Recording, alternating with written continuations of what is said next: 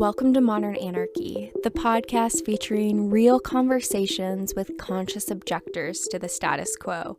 I'm your host, Nicole. I tried to keep her quiet, but she's screaming inside of me. I tried to keep her hiding, oh, shut up. I tried to keep her quiet, but she's a wild, wild woman. On today's episode, we have therapist and author Amber Underwood join us for a conversation all about the power of generational healing. Together, we talk about the strength of saying we are not okay, the relational core of our mental health, and the expansion process of healing. It was such a gift to hold space for Amber's story on the podcast today, and I hope all of you dear listeners out there are inspired by her journey. She is vulnerable about how she struggled with anxiety and depression and even had a suicide attempt in her early college years, and how that became the beginning of her healing journey and all the powerful work that she is doing now as a healer, as a school therapist, writing her book, taking all these next steps. And you can just feel how she pours her own heart into all of the work that she does. And I hope that you are inspired by that vulnerability and everything that we talk about. We definitely get into the importance of healthy relationships in our world, and y'all are going to hear me talk about this again and again on the podcast because it is what I see in my work, in my training, and it just is so crucial to our experience. These relationships that you choose to foster and have around you directly affect your sense of self, directly affect your mental health, and your way of going about through the world. So y'all, we're going to keep talking about that one definitely on this podcast. I can promise you that. And I laugh, editing this podcast back because there's a point at which Amber said, I don't think I chose this path, but the path chose me. And man, have I been feeling that lately, I did not choose to be a queer person going through purity culture and having to come out of that, or through the sexual assault violence and my journey with that. But man, y'all, I am on a path of studying sexual pleasure, of studying relationships, and, currently training in psychedelic work with that. I mean, come on. I did not choose this path. This path is choosing me, and I am here for the ride with all of y'all to see where this research, where all of this takes me. And I know that it's going to be somewhere good. And I am so, so thankful to have each one of you tuning in each week and joining me on this journey. I hope all of y'all are inspired by today's episode. And y'all, as per always, tune in. If you want, we can talk about my journey to becoming an author. I'm looking over here because my book is right here. I figured I might pull some stuff from it. I don't know, but do it. Yeah. Just that, my journey in college. I know my journey in college was like the most pivotal point for me, coming out of senior year to college. And so, yeah, I mean, if you want to go in any of those directions, we can. Sure. Yeah. I would ask you, is there one that kind of feels more prominent than the others if you take a breath and feel into your body in that? I would say college. Let's roll. Okay. You take me through this journey, wherever that starts for you. Take all the space. I'm ready. Okay. Senior in high school, it was 2010, hot mess. Did not know it at the time that I was a hot mess, but I was middle child, growing up, they kind of bullied you. Now they won't leave me alone. I'm like the savior of the family. What? And I'm like, y'all stay there. Let me go to the backyard again by myself, or y'all forced me to go. Being in that space and realizing that being raised by a strict mother, single mother, and just her really trying to do the best that she could, which at the time I did not know that, but going through my own therapy and stuff, really realizing that she really did the best that she could with the tools that she had that we don't have, that we have today, but that they didn't have then. Right. Recognizing how much of my childhood was impacting the decisions that I was making in high school. And it wasn't until May of 2010 that I lost my best friend. We've been best friends since second grade. Portia Alexis Merle, that girl, just, I don't know. And her passing in and of itself, it's near and dear to my heart, because I know that her passing had a purpose much bigger than just her passing. Because at the time, again, I was a hot mess. So I was just living and doing reckless stuff. And she, in my eyes, was just like perfect. Like, Mm. if somebody had to leave, I'm like, take me. Yeah. Why would you take her? Wow. So just really, really in this space of trying to understand. I know I live by the motto, like when you get understanding, like everything else in life will flow. And so because I could not get understanding behind her death, I left high school on the way out, one best dressed, made homecoming court, was just the cool girl doing the great things and not realizing that at the time I was actually high functioning depressant, Mm. and that carried over with me into college. And so again, being raised by a mother that made you beat the street lights home, and if you didn't beat them home, you got your rear end tore up. Ah. Going to college was just like a culture shock to me because I went to one of the biggest universities in Alabama, the University of Alabama, Tuscaloosa, not Roll Tide, War Eagle, but yeah, there's a story behind that as I'm well. But sure. yeah, I just went there for nursing school. I wanted to be a nurse, traveling nurse, working with NICU babies. And so when I got there, just again, culture shock and trying to understand this new life versus this life that I just left because I don't have curfew anymore. I'm making my own decisions and I'm not grown, but like essentially I'm grown and on my own. And doing so made me realize that I had carried the death of her and the depression with me through college. And Mm. in carrying it to college, a lot of like stuff was still going on around me that people were like expecting me to show up and save them from. And I couldn't even save myself. I'd be Mm. like in rooms, literally alone, in Mm. rooms full of people. And no one could like see anything because the mask was on. And because the mask was on, essentially it's like my fault because I wasn't being authentic. I wasn't being honest about where I was, but talking about those things in 2010, 2011 was foreign. Like, you Right. can't be depressed.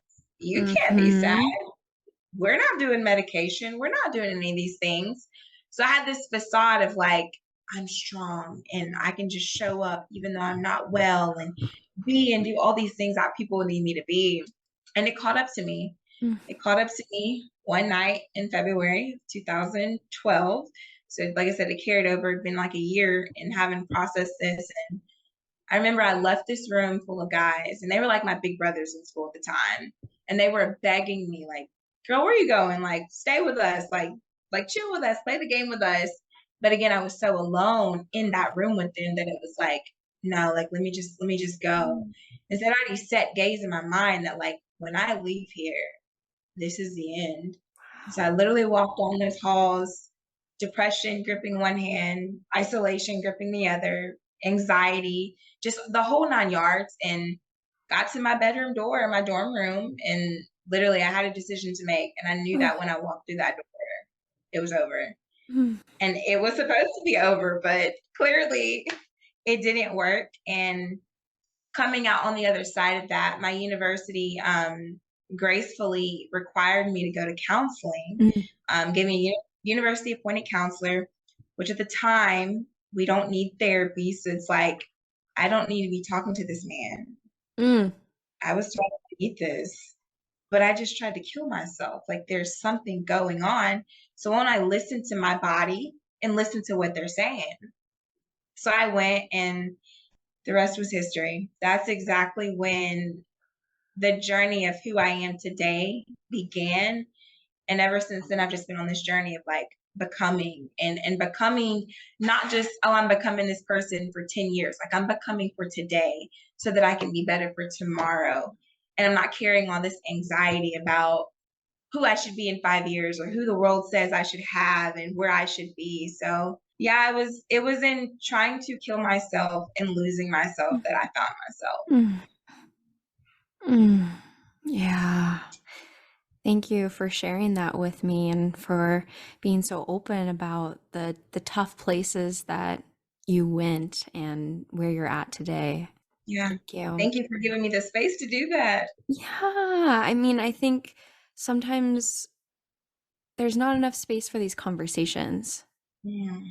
because I think what we both know is that you're not the only one that has felt this way. Yeah. I'm actually a therapist in the school system Mm. across Alabama, so I travel to different schools, and my main population is middle schoolers and high schoolers. Mm. Mhm. And I have never seen so much mental health issues, but the main one being depression, anxiety, with suicidal ideations. And I literally have right now a sixth grader trying to end her life with a whole plan. And I don't remember being in sixth grade. Like I remember being in high school, experiencing sadness, but not knowing that it was depression or anxiety. But I remember being in sixth grade still playing with Barbie dolls. That's just how strict my mom was.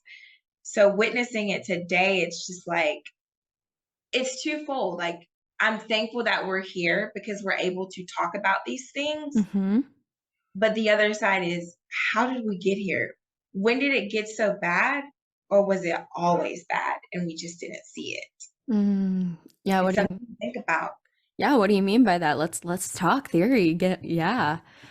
I know just firsthand because we can't talk about, back then we couldn't talk about, oh, I'm feeling this, or I need to go see this person, or I need this medication, or whatever the case may be. It made you subconsciously start believing, okay, maybe there really isn't anything wrong. Like maybe I'm just out of my head. And so it suppressed the conversation. Mhm. And now that we are in this space where people are more vulnerable and they feel more safe to talk, I dare to say there are people that said those very things of like, we don't need therapy, we don't need this, are now in this space questioning, like, if I had gotten help back then, who and where would I be today? Because what I've learned is it all starts in your mind. Your thoughts and your feelings then become your actions. And then it's the course of the rest of your life.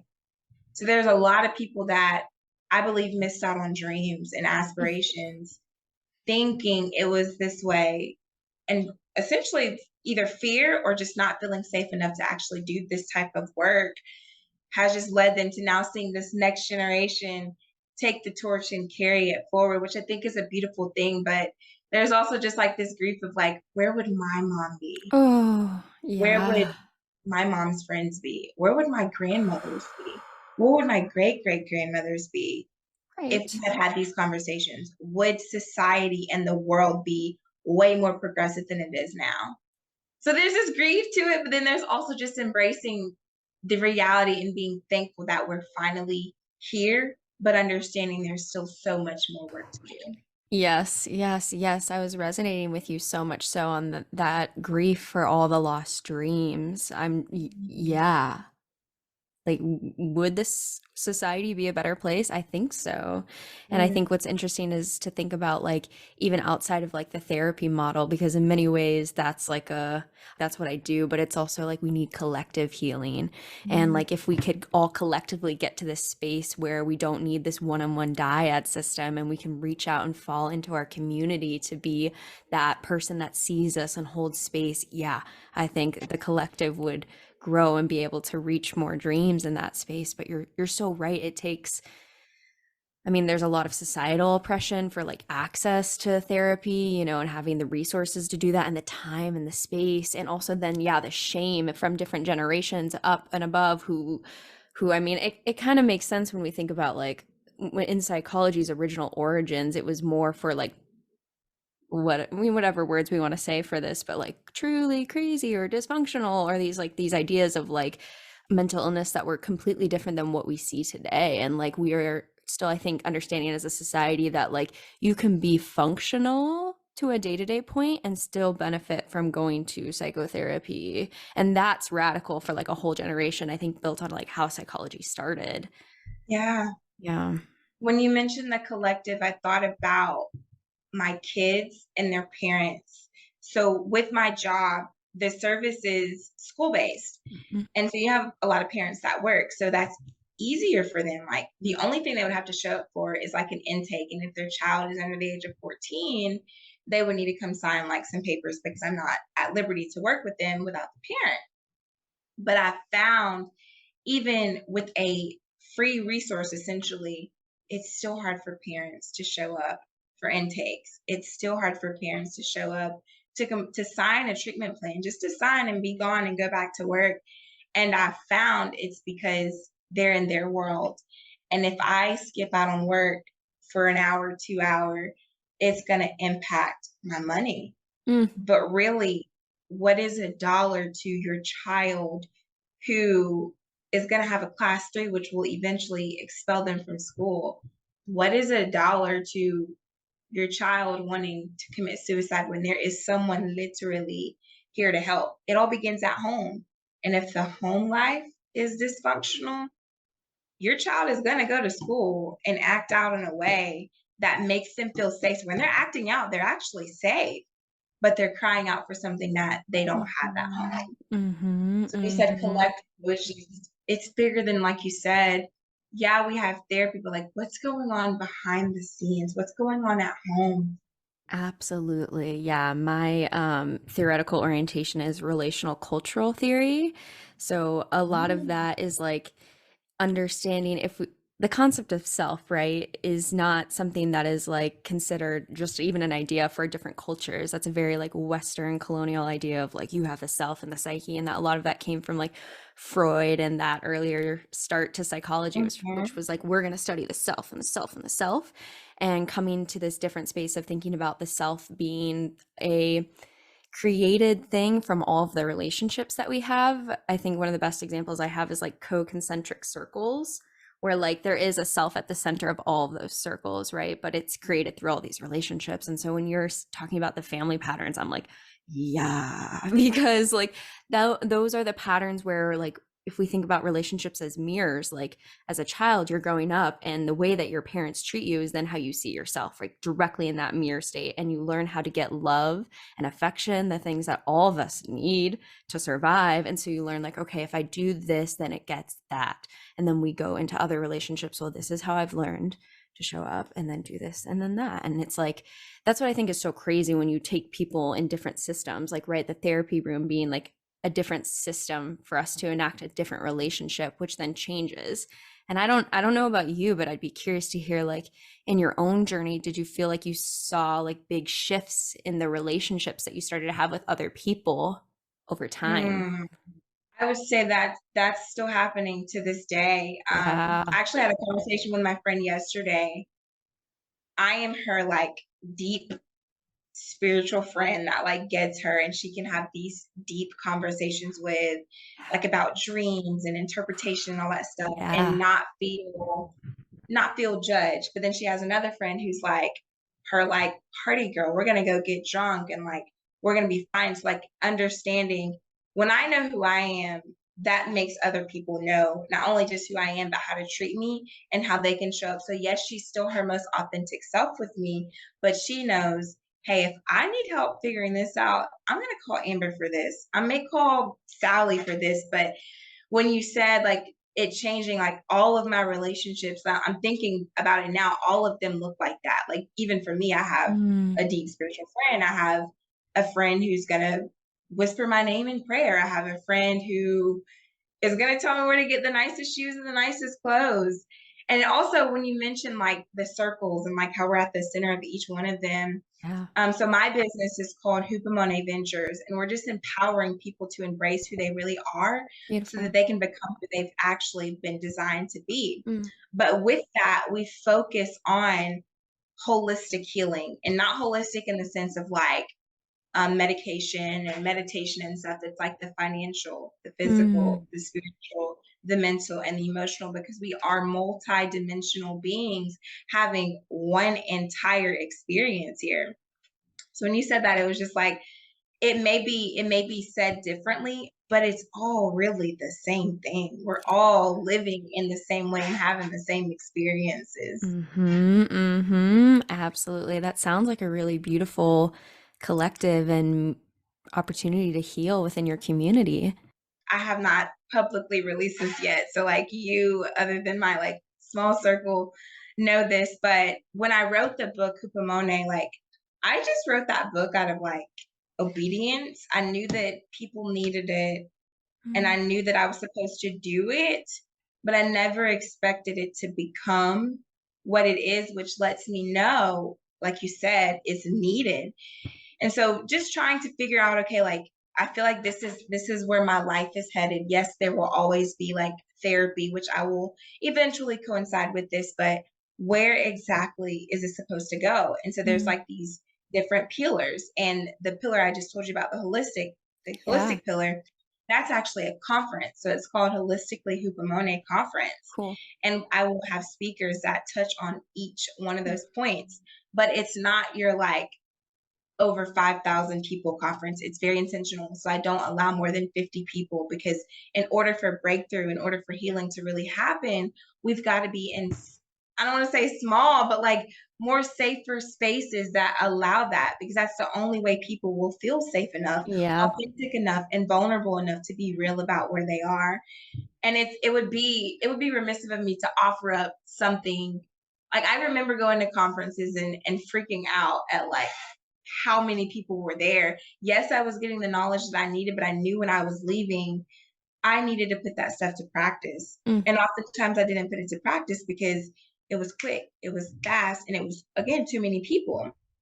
So now understanding my journey is, it's been a tough journey, but it's been a beautiful journey. I want to give people my experience and hope that they can just grab something to help them do whatever it is that they're called to do. So yeah, we're going to bring, it's just, I think it's divine that you're saying like yeah. really the circle in the center. It lets me know like this is confirmation, this Mm, is needed, and this is what we're going to do to yes. essentially heal this generation, so this generation can heal the next generation, and the next generation can heal the next generation. Yes, absolutely. I can feel the energy beaming from you when you talk about it and the places that you are going to take people through this.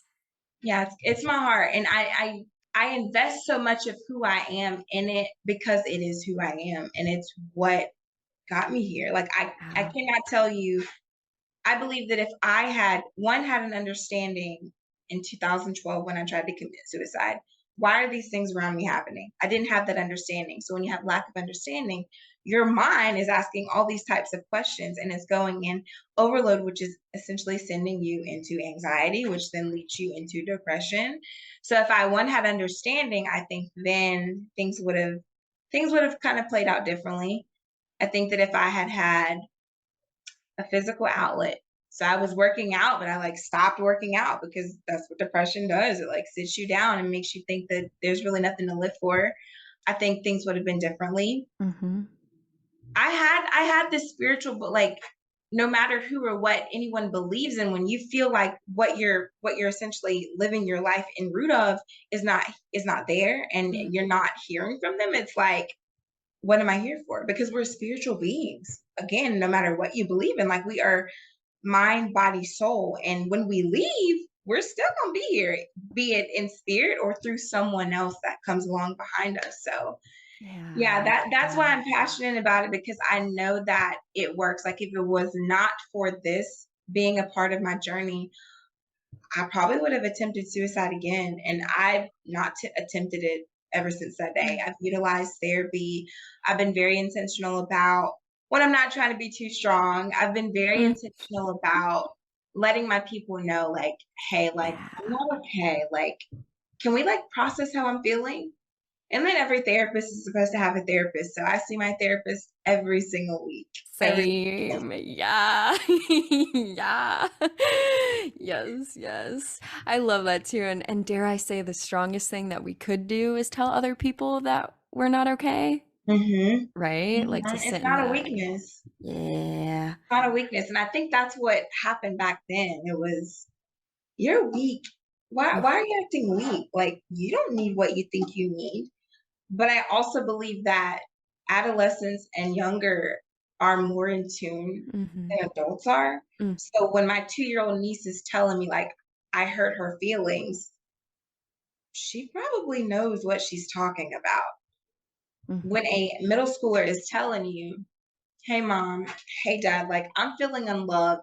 Because love is not just provision. It's not just I'm putting something on the table for you. For everybody, it's different. So instead of, hey, I've given you food to eat, I've done this, I've done that, why not ask the question of, what is your definition of love?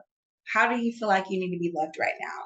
Because they know. But when we don't allow those conversations, what happens is they continue to grow and they continue to mhm, grow and they carry all mhm. that shame, they carry all that guilt. I forget who it was, but it was a theorist that talks about that, how it's not attachment styles. I just failed Mm. my exam for the third time, still trying to figure that out, but we're gonna leave that alone. I'm So gonna send I you good just brushed energy. all this stuff away. The dream is more important than the exam right now, and you're Yes, dreaming, baby. yes. Let's go. But there's a theorist that talks about basically when you don't, it's going to rack my brain because I want to remember. It's just the stages, industrious versus inferiority, Oh, is all it of that. Erickson? That whole Eric Erickson You're probably right. age, and they go Trust to versus mistrust and yes, all of yes, that. yes, Yeah. yes. So when they skip those stages and those stages aren't fed, what happens is you can be 30 years old Hmm. but still be 7 years old on the inside because of a stage that was not addressed. So, yeah, again, I'm saying all that to say this is why I'm so passionate about this. Because if Hmm. I had not done my own work, I don't know who I'd be today. Somebody And I different. don't even want to think about it. Yeah. Yeah, yeah, absolutely. Which is why I hold space for the other way too, where I'm just like, oh shit, where are we going? Like we're still in this, Mhm. right? Like, give me another 10 years, where are we gonna be at? I don't know, you know what I mean? Which is cool and exciting. Yeah. Rather that than stagnancy. But yeah, I think yeah, age and emotional maturity are definitely not correlated. We know that for sure. If you didn't get your needs met, yeah, you might be still in that state of reenacting those same patterns. And yeah, it can be really difficult. As you were speaking, I was thinking about a recent presentation on generational trauma and just thinking about how, like, yeah, even just providing a basic, like, house and meal, while it does meet your survival needs, it doesn't meet your relational, emotional needs, and how that alone can be a generational trauma. And I think some people don't even realize that, where they're like, well, I had a stable house, I have food, I never worried about my needs. And it's like, yeah, but you need more than that. You also need people to see Yeah. you, to be with you in the same way that you were talking about needing your friends to be like, I'm not okay.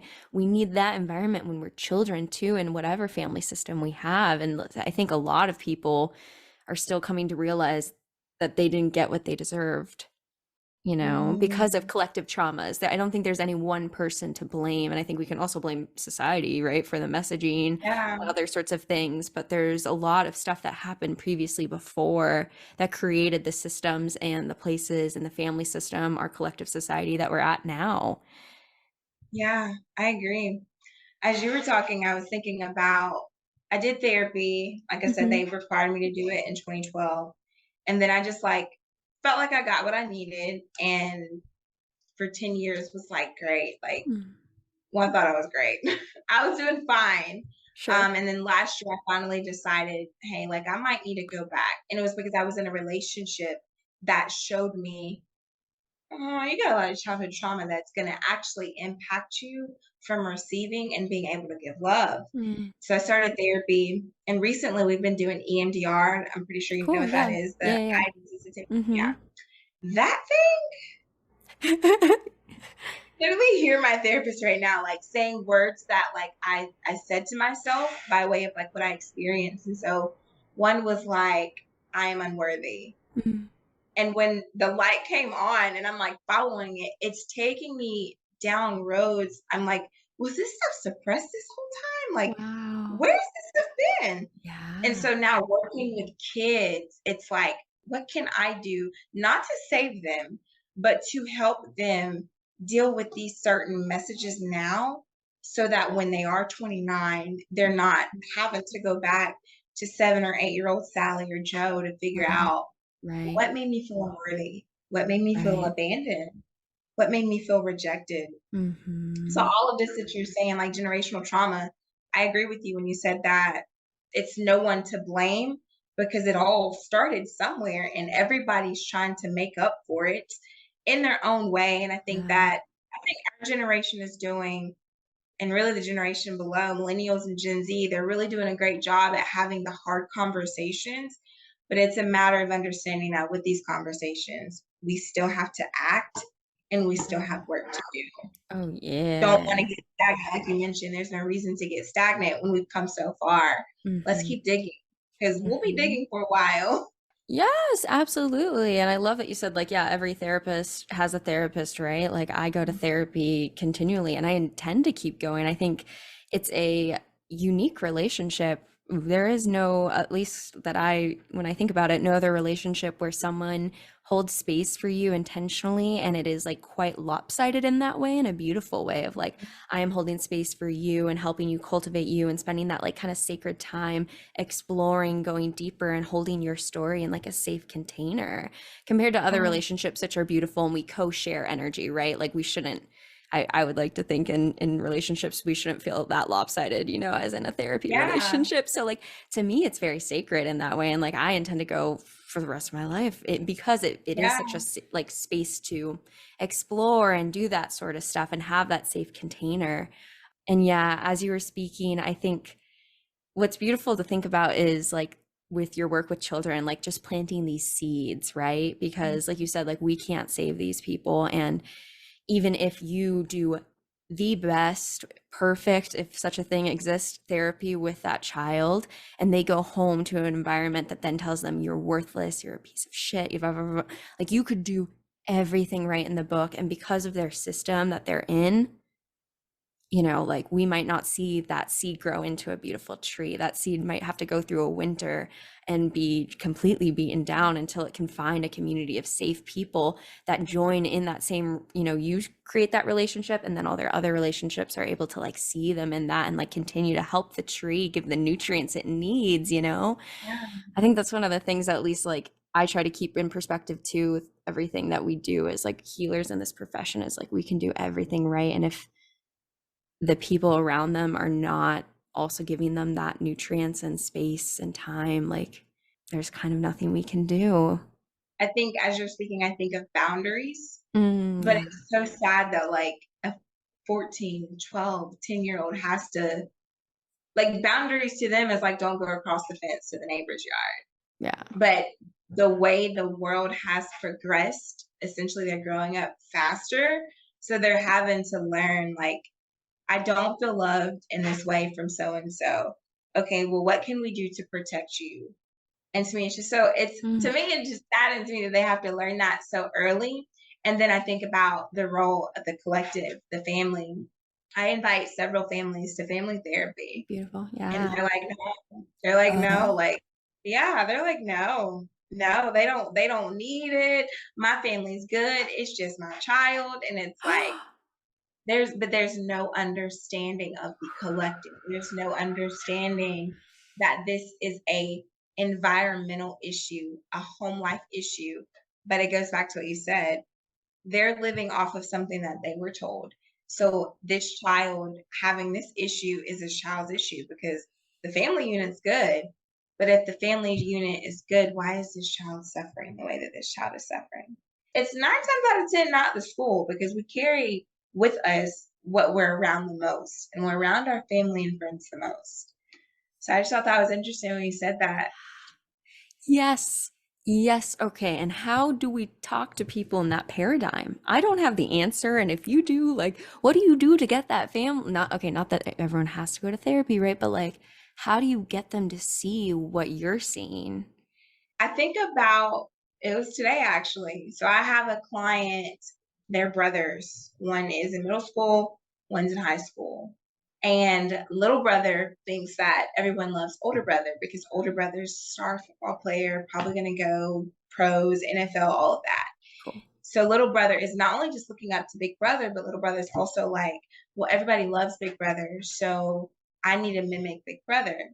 So there's no identity for him outside of his brother. Well, then you have Big Brother, whose identity is wrapped up in the game of Mm, football, of sports. So without it, who are you? He couldn't tell me. So I'm having the conversation with mom because home life is obviously a wreck. Both of them are getting in trouble, suspended, mm, everything.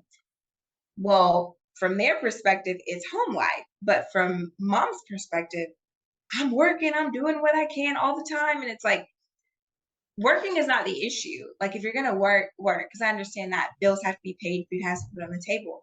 But stop to have conversations.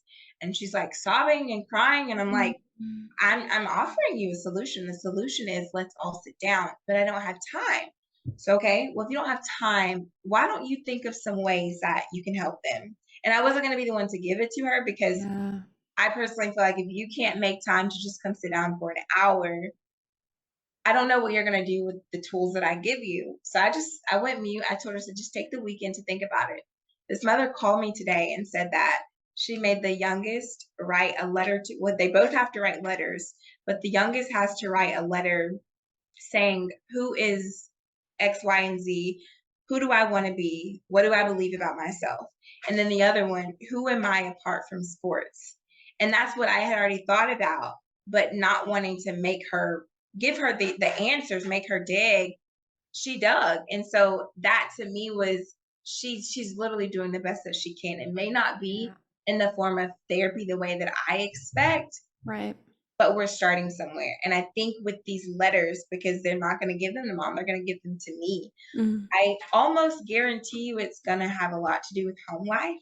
And so, from their own words, because they don't talk to y'all, they don't talk to mom and dad, right. their own words will show you. Now, can we revisit this therapy conversation?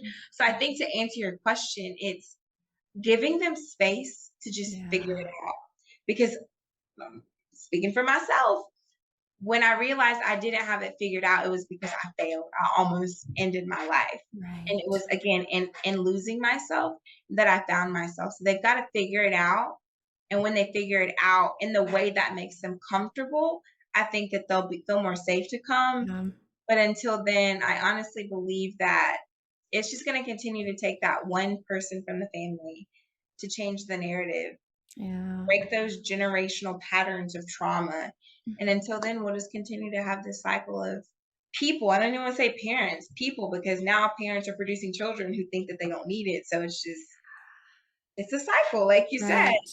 that one is going to have to break. So I think we as mental health professionals just have to keep showing up and just putting our best foot forward in hopes that the change that we anticipate to see is happening some way, some shape, some form of fashion, and it'll trickle over into the family. And I see that in my own Mhm. life, like just the way I've decided to show up in this area or that area.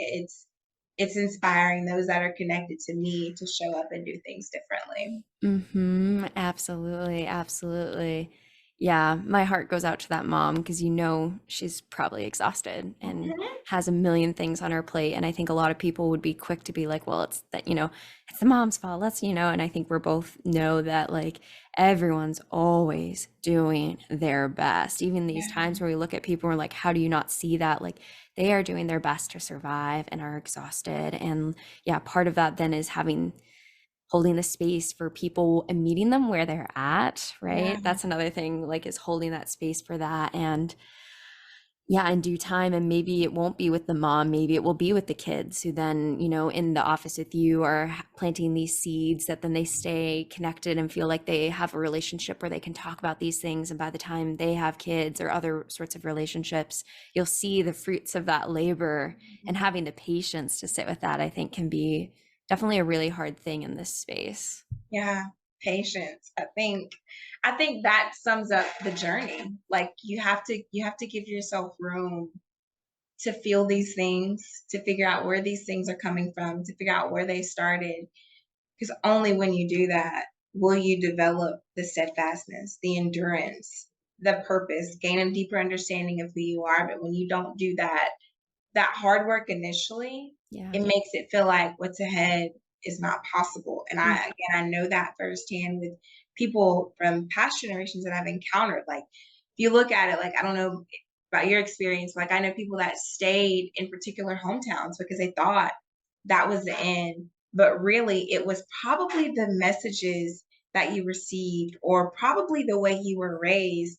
And the way you were raised is not your fault, and then it's not their fault because someone else raised them that way and they missed out on right. their dreams and their aspirations. So again, it's just going to take that one person in each family unit who checks in with themselves, who learns more about themselves, and they identify, wait, there's more to life than this. Like I can actually do this. I can actually heal from this. I can actually grow from this and then actually live a happily ever after, even though what is that? But I can live a better life than what I've been used to. It's just going to take that one which is why I'm always about the one. Like, if I can help one, Mm. that one can then reach back and help another one. And then it's a ripple effect of ones helping thousands. So that's Humone. Yeah. If I allow myself to go through this hard thing, I'll learn everything I need for the person I'm becoming. And the Mhm. hard thing could simply just be waking up. I know my Mhm. hard thing today, about to relaunch an apparel line, Mhm. and I'm a social worker. Like I said, when I was a senior, I failed my math exam. No, I did not fail. I'm sorry. I cheated on my math exam. And I turned around and told my teacher that I cheated. That's just how much it was. Yeah, it was eating me up. Oh, Like, I turned wow. in, walked out of the classroom and walked right back in. I was like, hey, I cheated on this. And she actually gave me a D. So, like, worked yourself out, like integrity, being honest. Again, being honest with Yeah. yourself about where you are. Wow, And I'm yeah. planning this launch. And I'm like, I've never heard of cost margins. I've never heard of price markups. Like, I help people deal with what's going on in the mind, the body, and the soul. Like, what is this? So immediately I got anxiety. And I get in the car, I'm leaving work, and I'm like, okay, like, I'm anxious. Like, where is this feeling coming Mm. from? So I had to check in with myself. And the question was, okay, what was the last thing you did? Oh, I was planning this launch and trying to figure out prices. You have anxiety because something is making you uncomfortable. When we do more of that, only will we be able to really see who we are and see how our experiences are shaping us and then become better people because of it. Yes. Yes, yes, yes, because if you didn't see that in yourself, you might come into another relationship with someone else and maybe be irritable, lash out at them, and have all of that. The reality is, we don't get mad at ourselves for having these emotions, right? Or these reactions. That's what I'm hearing, right? It's like, okay, what is this? Coming with curiosity and then seeing it for what it is. And then when you come into a space with another person, you're able to say, hey, I'm feeling a little anxious and irritable right now, just so you know, rather than like letting that energy flow out to another person, then affect them and not even being aware of that. And then again, yeah, this is how we come back to those cycles, right? Of all that stuff. And I love how you said ripples, because in the episode I recorded before this, so it will be released before this one, when they all come out, I was quite literally talking about how with generational trauma, in the same way that creates the reality that we're in now, I strongly believe that love and will do the same thing, creating ripples in the Mhm. opposite way. And like, it's so, like, at least psychologically, like, present as an idea within the field of like generational trauma. And I'm like, okay, let's equally hold the space for like love to Oh, pass through all yeah. these generations and go through and see the effects of that. Like, it's beautiful to think about. Yeah. When you mention love, I think about a book I recently read. It's called All About Love Mhm. by Bell Hooks. And Mhm. in it, she talks about how, yes, there are forms of love. So making sure you have food to eat, making sure there's clothes on your back, making sure that you are seen. But love is essentially seeing a person and pushing them to be their greatest self. And when we do that, going back to what you just said, I think that's when the ripple will start, because you're seeing one person for their entire being, not just what they need, as in the form of like physical, but like, what do you need internally and externally? Because when I know what you need, then I can push you to be your best self.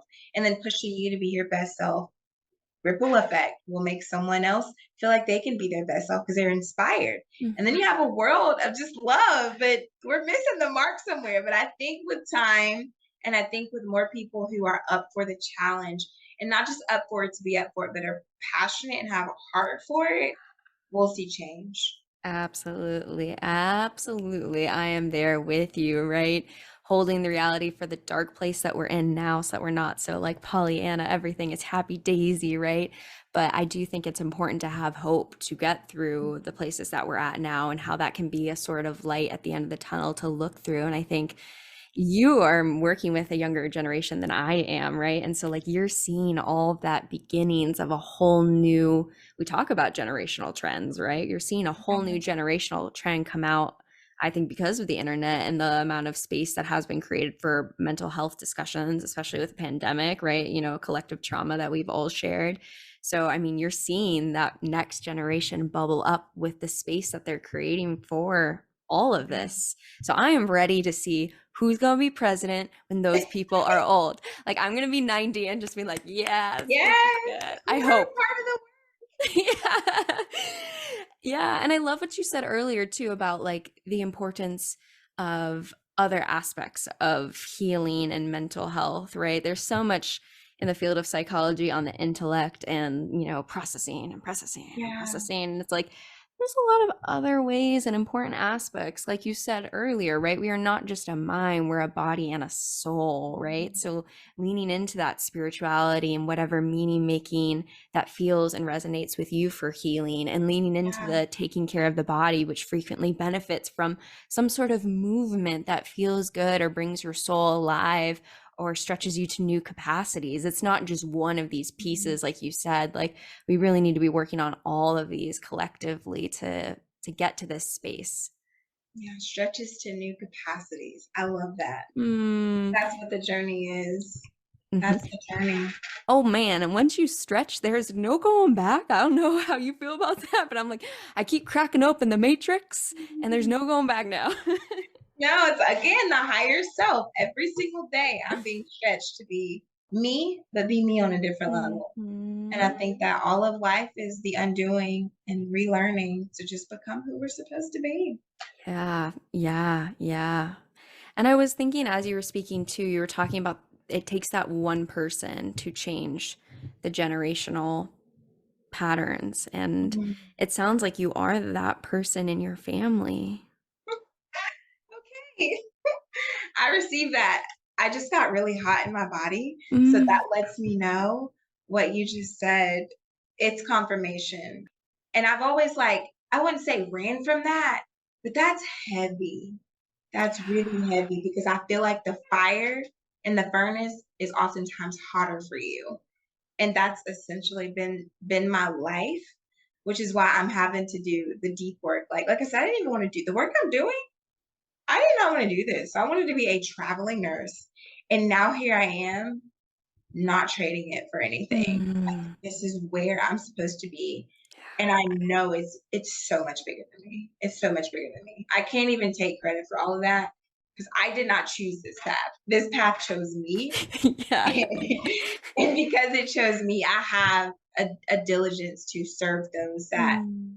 even if it's a 30-minute podcast. Like I am supposed to plant a seed. And as I plant a seed, receive from that person and trust that as we continue to live, the ripples are happening. The ripples are Yes. happening. Yes. Yes, absolutely. I feel so lucky to be co-creating this conversation with you and Mhm. all the energy that we're sharing here. And yeah, I mean, you're on a beautiful path. And like, let's take a moment to celebrate your book. Wow. Wow. Baby. Yes. Yes. Yes. Oh, baby. Breathe into that. You made that. You're on a Mhm. whole new path and are taking people with you. That is so powerful.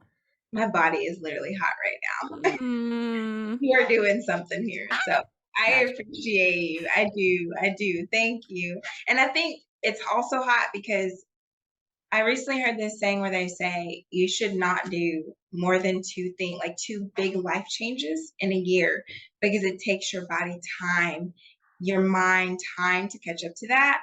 And it seems like since the release, like I said, I just wrote it, not expecting self-published it, like not expecting anything. And then when I wrote it and realized the impact that it was having, a lot of groundwork started taking place. So like trying to get it in stores and libraries and now shirt lines and conferences and all this stuff. So it's like, what is all this stuff? But I don't, one of my prayers recently was that do not let me look back 5 years from now and not have soaked all of this in. Yeah. So when you said take a moment to breathe it in, it's just confirmation because every single day I'm having to tell myself that, like, you wrote a book. Like, Hell yeah. Hell that's yeah. not just some little Microsoft document that you have to turn into your teacher. Like, you wrote a book and you processed your life. And that's hard for some. Even processing your life, forget the book piece, processing your life, that's hard for some people. Yeah. You did it. And because you did it, more people will be able to do it. Mm-hmm, mm-hmm, mm-hmm. But again, hoopamone, like We're just for the people, about the people, and we want to see everybody heal and just become who they're supposed to be. Yes, yes. And you, I feel like are a big rock, creating some really big ripples by doing that work. And even coming onto this podcast and the other podcasts that you've been on and sharing so vulnerably about your own journey, that alone will bring people into this and they will connect with you. And that is powerful. And it sounds like, yeah, you're saying yes to the universe, and the universe is taking you for a ride, baby. Yeah. I'm buckled in. I'm buckled in. I'm buckled in. He's good. He's It's good. so exciting. Yeah. Well, I want to hold some time and space as we come towards the end of our conversation. Do you feel like maybe there was anything still lingering for you that we didn't talk about today? Otherwise, I have a closing question to wrap us back up. I feel like you've met me right where I am today. Yeah.